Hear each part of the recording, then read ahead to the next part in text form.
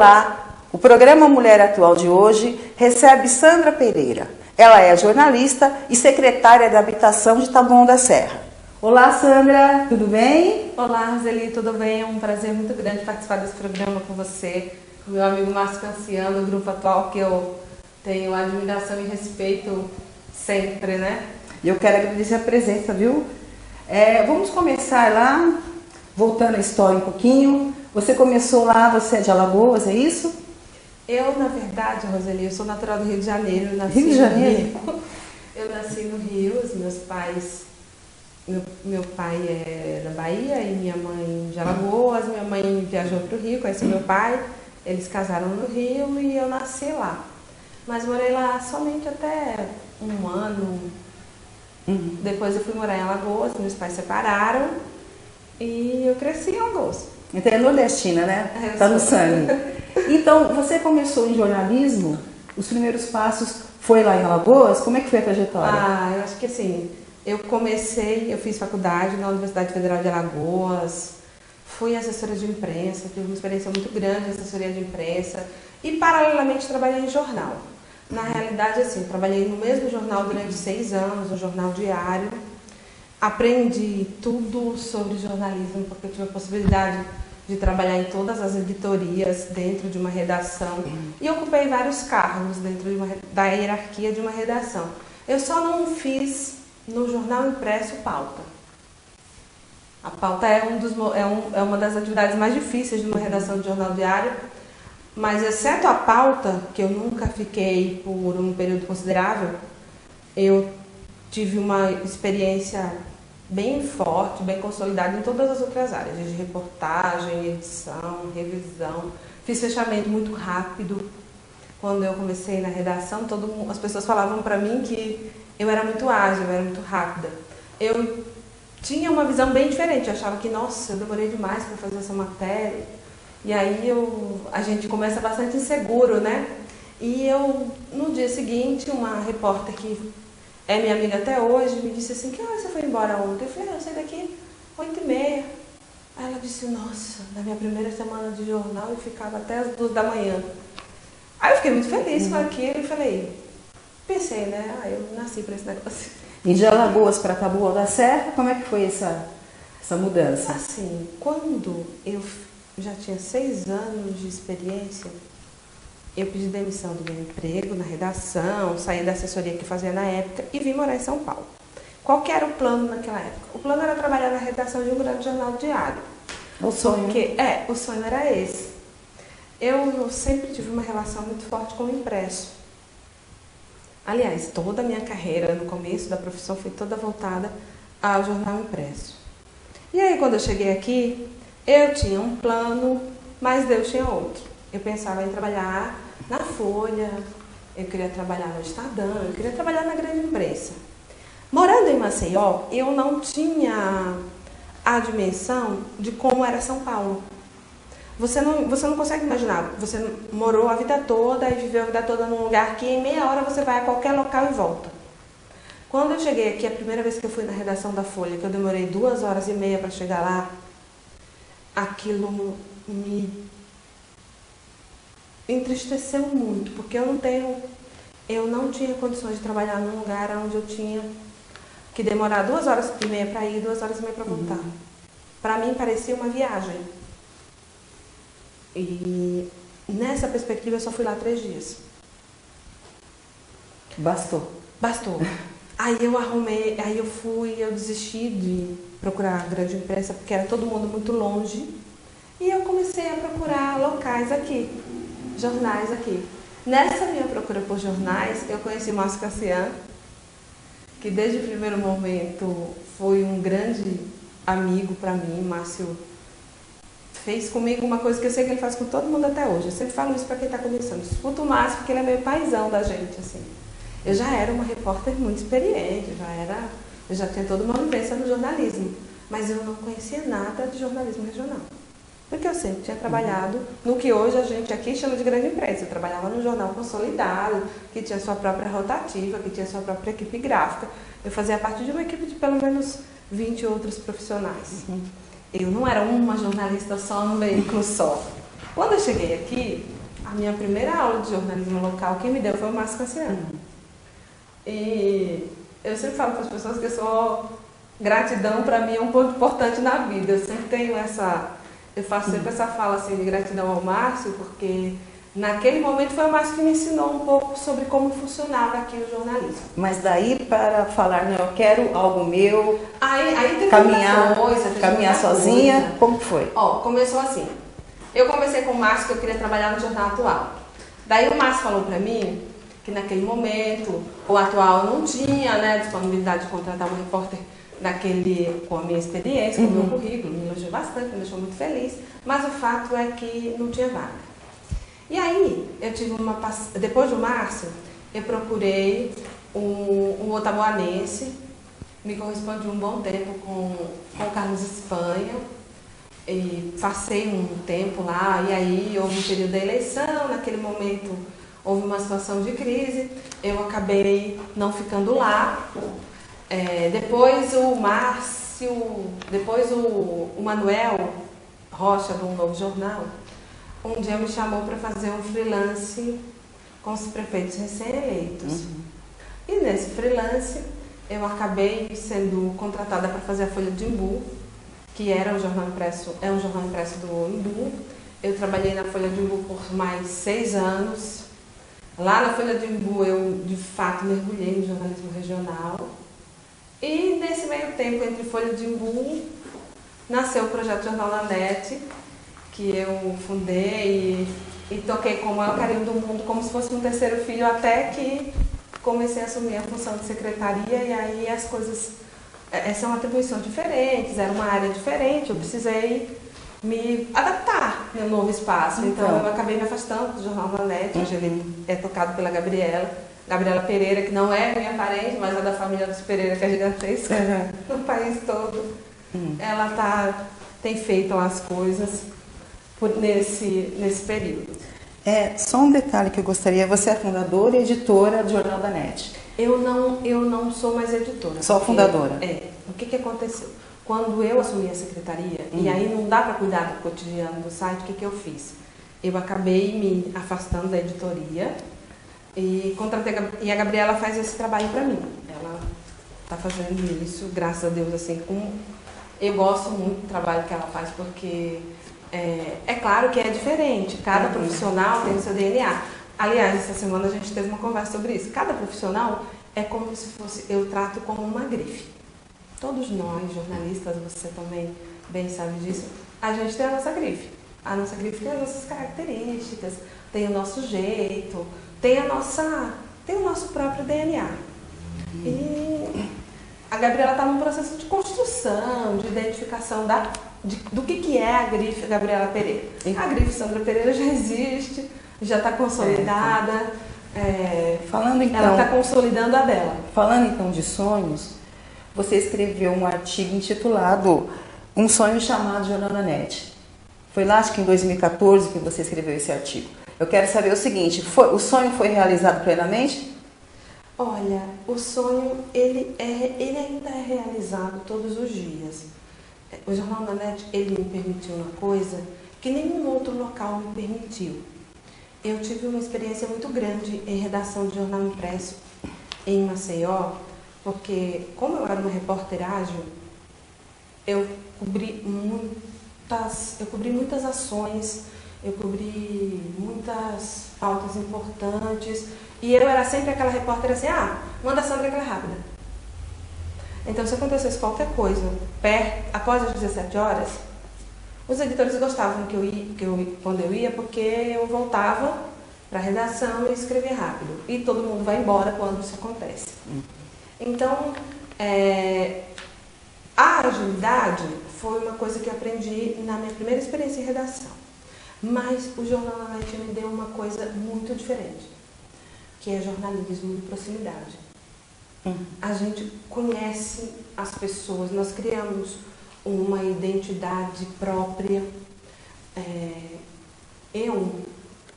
Principalmente no período que eu toquei, hoje, a Gabriela ela tem liberdade para fazer as pautas com a cara dela, porque é assim que se forma um jornalista. Eu também precisei de espaço para descobrir, para conhecer, para saber que tipo de jornalismo eu queria exercer. E falando em jornalismo, qual foi a notícia mais marcante que você divulgou? Será que dá para escolher alguma, elencar alguma nesses anos todos? Uma, que te marcou positivamente, negativamente, ou que traz alguma lembrança? Pode ser na tua terra, né, no Nordeste, Olha, ou aqui em a minha primeira matéria, assim, muito marcante, foi a primeira vez que eu fui cobrir polícia. Porque na primeira vez que eu fui cobrir polícia, e não foi aqui, foi em Maceió, verdadeiramente, eu era repórter de cidades e eu não fazia polícia, eu nunca tinha feito polícia. Fazer polícia é uma situação, é bem diferente de fazer cotidiano, de fazer política, porque polícia tem umas macetes, tem umas coisas diferentes e você precisa ter contato na delegacia, as pessoas precisam confiar em você para te passar aquelas informações. Então, assim, quando eu fui fazer polícia, a minha primeira grande pauta de polícia foi um estupro de uma criança e esse estupro tinha sido acobertado pela mãe da criança. Eu, até aquele momento, nunca tinha experimentado tantas sensações adversas como aquela. E eu lembro de um momento em que eu fiquei sentada lá no sofá e todos os outros repórteres conversando. Para eles, eu me vi num quadro em que eu era a única pessoa diferente. Porque todo mundo encarou aquilo como uma coisa comum. Porque eles já eram repórteres de polícia. Para mim, não. Para mim, eu fiquei muito mal com tudo aquilo. Eu não consegui ter um distanciamento daquele fato.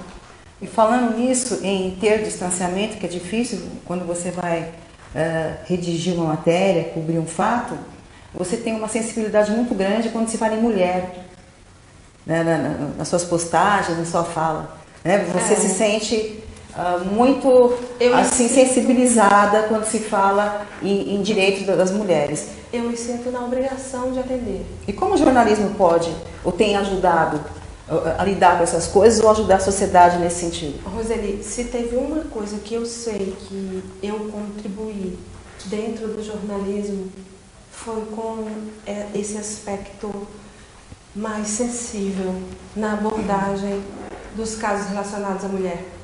De um modo geral, ninguém para pensar nessas coisas. A violência contra a mulher, ela é um tema que as pessoas não se dão conta da importância dele, mas ele efetivamente um dia vai se fazer importante na sua vida, porque você vai conhecê-lo profundamente, ou por experiência pessoal, ou por uma experiência muito próxima a você. Eu tenho um artigo que eu nunca publiquei, mas que eu escrevi, porque eu nunca consegui fechar ele, mas que eu começo exatamente assim. Talvez você não saiba, mas um dia a violência contra a mulher vai chegar até você. De alguma forma. De alguma forma. Você teve uma passagem na Câmara Municipal, como diretora, né? Eu acho que foi uma passagem, eu acredito que eu pude contribuir em determinado momento com os trabalhos que eram realizados lá. Tive a felicidade de fazer algumas ações interessantes, tanto do ponto de vista de comunicação externa quanto externa. Acho que eu tenho uma perspectiva, Roseli. Eu aprendi uma coisa com o jornalismo. A nossa profissão, ela é marcada por ciclos. Nós vivemos vários ciclos ao longo da nossa vida produtiva dentro do jornalismo. O ciclo Câmara Municipal foi um ciclo com começo, meio e fim, e foi para mim um ciclo com várias características, vários momentos. Teve momentos bons, teve momentos ruins. Vamos falar de momento bom agora, quando você é convidada para assumir a pasta da Secretaria da Habitação. Como foi esse convite? Olha, eu vou dizer que quando eu recebi esse convite do prefeito, a primeira coisa que eu fiz foi, eu agradeci ao prefeito. Eu falei que ia pensar um pouco, né, porque eu precisava conhecer um pouco do assunto do ponto de vista de secretaria. Não da perspectiva de jornalista, porque a gente sempre cobre, a gente sempre acompanha. Eu sempre fiz jornalismo regional e isso nos torna muito próximos da rotina da cidade como um todo. Mas, do ponto de vista de gestão, eu precisava entender um pouco. Quando eu, de fato, assumi, a equipe da habitação é uma equipe maravilhosa, todo mundo me auxiliou. Poucos dias depois tinha um feriado, e aí eu nunca vou esquecer a Januária me trazendo uma lição de casa com uns livros que eu levei e li. E a partir dali comecei a perguntar, que é o nosso instrumento de trabalho, e perguntando eu construí um raciocínio, construí uma forma de trabalho, construí uma forma de gestão. Hoje eu posso te dizer, Roseli, que eu acompanho muito de perto a rotina de todos os setores, conheço cada pessoa pelo nome, conheço o perfil de cada profissional e que o jornalismo me ajudou demais nessa atividade. Sou muito grata ao prefeito por inaugurar uma fase que eu pessoalmente não imaginaria que seria tão proveitosa quanto está sendo. Está sendo maravilhoso, eu tenho muita gratidão ao prefeito por essa oportunidade de me mostrar uma nova perspectiva de atuação, uma nova perspectiva. Eu tenho tido a felicidade de conduzir algumas ações, tanto no meio ambiente quanto na aprovação. Então você pode falar brevemente a questão do meio ambiente, a questão das escrituras. É para você falar brevemente, eu sei que é uma secretaria muito complexa. O prefeito, ele está fazendo um trabalho que a história vai reconhecer. Nós moramos num município que todo mundo sabe que 90% nasceu de forma desorganizada, sem planejamento. Tá? Quando o prefeito toma a decisão política de promover regularização fundiária de verdade, entrega às pessoas. Olha, desde que eu assumi, nós já entregamos mais de 100 escrituras. Você assumiu em que mês? Em novembro do ano passado. Mais de 100 escrituras. Tá? E nós temos uma produção, uma atividade muito grande de andamento. Então, assim... E o meio ambiente? O meio ambiente é uma delícia, é uma área maravilhosa. Nós estamos promovendo plantio com a comunidade, mostrando que é possível cuidar do meio ambiente com participação popular e, junto, promover a educação ambiental. A gente está fazendo um trabalho que se assemelha a uma teia.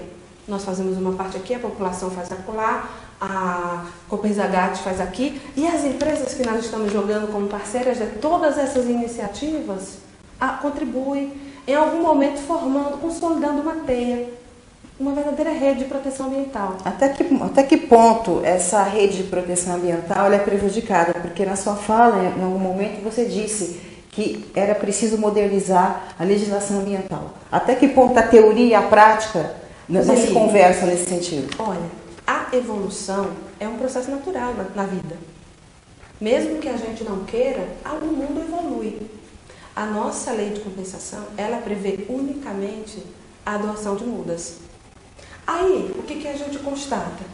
Que para utilizar aquelas mudas, a gente precisa de outros insumos. Tem lugares que a demanda não é mais plantar árvore e fazer jardinagem. Tem lugar que a demanda não é só mais fazer um plantio. É promover um projeto paisagístico, é fazer jardinagem, é cuidar para tornar aquele espaço mais bonito. Porque a gente já tem árvores, mas a gente não tem canteiros. A gente pode trabalhar com hortas, a gente pode fazer uma série de coisas que hoje está inviabilizada porque a nossa lei de compensação só prevê a doação de árvores. Isso é algo mais amplo entre a educação ambiental, que vocês também fazem um trabalho junto às escolas, né? Junto ao secretário de Educação. O João Medeiros, eu amo o João Medeiros. Pensa numa pessoa parceira. Ele, além de permitir que a gente some as ações que as escolas já fazem, ele nos auxilia em todos os momentos. Tem uma experiência fenomenal. Eu tenho que admitir que experiência nessa parte de secretaria eu não tinha, tá? Mas com toda a sintonia da equipe, com pessoas como o João, como a doutora Raquel, que é outra secretária que eu... Da saúde, doutora Raquel da saúde, né? Vamos destacar. A doutora Raquel é uma ambientalista convicta e uma pessoa que consegue enxergar saúde e meio ambiente andando juntas. O Daniel, o Rogério, são secretários assim, extremamente parceiros, amigos do peito, que eu carrego com muito carinho. Perfeito. Sandra, teríamos aqui ficar horas conversando, né? Porque você tem uma biografia muito extensa, que contribuiu muito para a nossa cidade, agora também é secretária, mas o nosso tempo já está se esgotando. Então, eu queria agradecer muito a sua presença, viu? Muito. Roseli, eu te agradeço ao Márcio que está ali de câmera. O Márcio é um amigo querido, eu tenho um carinho especial pela família de vocês, você sabe disso, tá? Acho que a cidade ganha quando a gente não tem medo de reconhecer publicamente que o outro é muito importante. O trabalho que o Grupo Atual faz para a nossa cidade é muito importante. O trabalho que o Jornal Net faz também é importante. O trabalho que as outras pessoas fazem, cada um com as suas próprias características, cada um cuidando da sua grife, né? Porque cada um coloca ali o seu próprio DNA. Mas a gente precisa... Eu sinto falta disso, da gente poder reconhecer um pouco mais a importância do trabalho do outro. Porque existe e cada um tem o seu espaço, suas características e o seu legado. Bom trabalho para você, viu? Muito obrigada. E obrigada a vocês também que nos acompanham. Até a próxima.